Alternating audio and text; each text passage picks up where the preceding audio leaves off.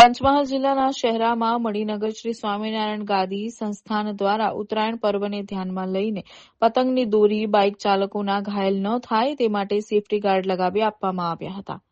ગળા કે શરીરના ભાગે ફસાઈ જવાથી સર્જાતા ગંભીર અકસ્માતોને અટકાવવાના હેતુથી બાઇક ચાલકોની સુરક્ષા માટે બાઇક પર નિઃશુલ્ક સેફટી ગાર્ડ લગાવવાનું આયોજન કરવામાં આવ્યું હતું.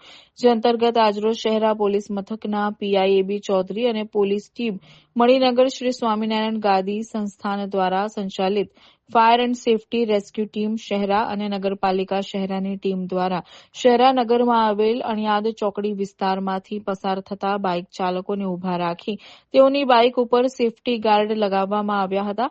સાથે જ ઉત્તરાયણ પર્વ દરમિયાન સર્જાતા અકસ્માતોથી બચવાની સમજ આપી હતી.